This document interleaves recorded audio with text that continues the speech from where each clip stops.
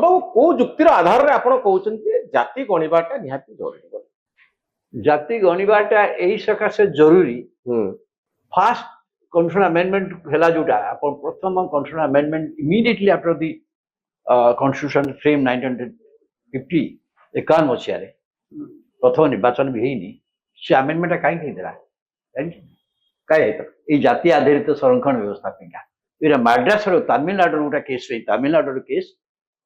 ତାମିଲନାଡୁ ଆଗରୁ ସଂରକ୍ଷଣ ବ୍ୟବସ୍ଥା ଥିଲା, ତା ବିରୁଦ୍ଧରେ ଲୋକ ଆସିଥିଲେ ହାଇକୋର୍ଟ, କିନ୍ତୁ ସମ୍ବିଧାନ ହେଇଗଲା ପରେ ତାମିଲନାଡୁ ହାଇକୋର୍ଟ କହିଲା ଯେ ଇଟ୍ ଇଜ ଇକ୍ୱାଲିଟି ଯୋଉ କନସେପ୍ଟର ଏଇଟା ବିରୋଧ କରୁଛି, ଷ୍ଟକ୍ ଡାଉନ୍ କରିଦେଲା।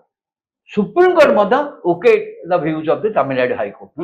ସେଇଠୁ ଗଭର୍ଣ୍ଣମେଣ୍ଟ ପିଲା ଚିନ୍ତା କଲା ଯେ ସମ୍ବିଧାନ ବ୍ୟବସ୍ଥା କରିବାକୁ ପଡିବ।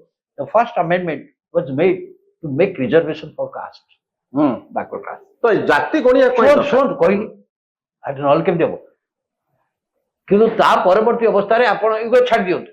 କିନ୍ତୁ 1977 ମସିହାରେ ଯେତେବେଳେ ଜନତା ପାର୍ଟି ସରକାର ହେଲା, ଆପଣ ଗୋଟେ ମଣ୍ଡଳ କମିଶନ ବସିଲା। କାହିଁ ମଣ୍ଡଳ କମିଶନ ଉଦ୍ଦେଶ୍ୟ କଣ? What is the intention of the Mandal commission? Mandal commissioner intention ହେଲା, ଜନତା ପାର୍ଟି ସରକାର ଯୋଉଟା କରିଥିଲା ଲେଡ୍ ବାଇ ମୋରାରଜୀ ଦେଶାଇ ସରକାର, ସେଥିରେ ଜନସମିତି ଥିଲେ, ସମେତ ଥିଲେ, ଯେ ମଣ୍ଡଳ କମିଶନ ସେମାନେ ଗଠନ କଲେ ଯେ ବ୍ୟାକୱାର୍ଡ କ୍ଲାସ ମାନଙ୍କ ପାଇଁ ରିଜର୍ଭେସନ ପ୍ରୋଭାଇଡ କରିବାକୁ ପଡିବ। ସୋ ମଣ୍ଡଳ କମିଶନ ଯେତେବେଳେ ରିପୋର୍ଟ ଦେଲା, କିନ୍ତୁ ମଣ୍ଡଳ କମିଶନ ରିପୋର୍ଟ ଦେଲା ବେଳକୁ ସେତେବେଳକୁ ଆଉ ଜନତା ପାର୍ଟି ସରକାର ନାହିଁ। ନାଇଁ ସେଟା ଆମେ ଜାଣିଛେ ହିଷ୍ଟ୍ରି। ମୋର ଆପଣଙ୍କୁ କିନ୍ତୁ 1990 ଯେତେବେଳେ ଭିପି ସିଂ ସରକାର ଏଟାକୁ ଇମ୍ପ୍ଲିମେଣ୍ଟ କଲେ ରେକମେଣ୍ଡେସନ 27% ରିଜର୍ଭେସନ ଫର ବ୍ୟାକୱାର୍ଡ କାଷ୍ଟ। ବ୍ୟାକୱାର୍ଡ କାଷ୍ଟ କିଏ? ମଣ୍ଡଳ କମିଶନ ଏଇମାନେ ହଉଛନ୍ତି ବ୍ୟାକୱାର୍ଡ କାଷ୍ଟ। ସେ ଯୋଉ କମିଶନ ହେଇଥିଲା, ମଣ୍ଡଳ କମିଶନ ହେଇଥିଲା, ସେମାନେ ଭାରତ ବର୍ଷରେ କୋଉମାନେ ବ୍ୟାକୱାର୍ଡ କ୍ଲାସ ଜାତି ଗୋଟେ ନିର୍ଦ୍ଧାରଣ କଲେ। ମୋର ପଏଣ୍ଟ ଆପଣ ଟିକେ ବୁଝନ୍ତୁ ଯେ ଆମେ କୋଣ ଜାତିର ନମ୍ବର କିଛି ଜାଣିନୁ ଯେ ଏବେ ଗୋଟେ ଗଣନା କରିବା ଜାଣି କାରଣ ସେ ଯୋଉଟା କଲେ ସେମାନେ ସେଟା 1931ରେ ହେଇଥିବା ଜାତି 1931ରେ ପ୍ରଥମ ଆଉ ଶେଷ ଥର ପାଇଁ ହେଇଥିଲା ପୂର୍ଣ୍ଣାଙ୍ଗ ଭାବରେ ଜାତି ଗଣନା। ତାରି ଭିତରେ କଲା ମଣ୍ଡଳ କମିଶନ। କାହା ଭିତରେ କଲା?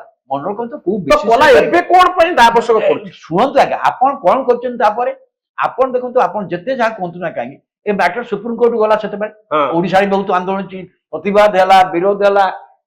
ଏ ଘଟଣା ସେତେବେଳେ ମଧ୍ୟ ସୁପ୍ରିମକୋର୍ଟକୁ ଗଲା। ସୁପ୍ରିମକୋର୍ଟ ଗୋଟେ ପୂର୍ଣ୍ଣାଙ୍ଗ ବେଞ୍ଚ, ଯୋଉଥିରେ କି ଆମର ଓଡିଶାର ଯେ ମୁଖ୍ୟ ଥିଲେ ମୁଖ୍ୟ ବିଚାରପତି ଓଡିଆ ଲୋକ, ସେ ଚିଫ ଜଷ୍ଟିସ ଥିଲେ, ତାଙ୍କ ଅଧ୍ୟକ୍ଷତାର ଯୋଉ କମିଟି ହେଲା, ଏ 9 ଜଣିଆ ବେଞ୍ଚ ବୋଧେ, ସେମାନେ ମେଜରିଟି ଜଜମେଣ୍ଟ ଦେଲେ ଏଇଟା ବୈଧ।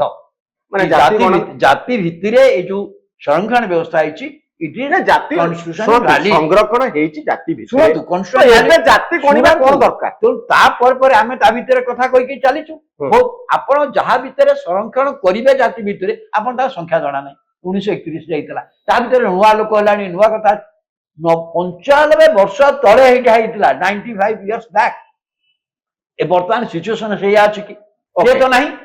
ତେଣୁ ଜାତି ଆପଣ ତା ଭିତରେ କୋଉ ଜାତି ଆକ୍ଚୁଆଲି ଉପରକୁ ଚାଲି ଯାଇଛି, କୋଉ ଜାତି ପଛକୁ ଯାଇଛି, ତାଙ୍କର ସୋସିଓ ଇକୋନୋମିକ କଣ୍ଡିସନ କଣ, କାହା ଦେହରେ ଜମି ଅଛି, କାହା ଦେହରେ କୋଉ ଅବସ୍ଥା, ଶିକ୍ଷା ବ୍ୟବସ୍ଥା କଣ, କେମିତି ଜାଣିବେ? ଆପଣ ଚାହିଁଲେ ତ ପଲିସି କରିବେ। So it is necessary. So it is like an X-ray. It is like an X-ray. Okay, X-ray. Rahul Gandhi କହିଛନ୍ତି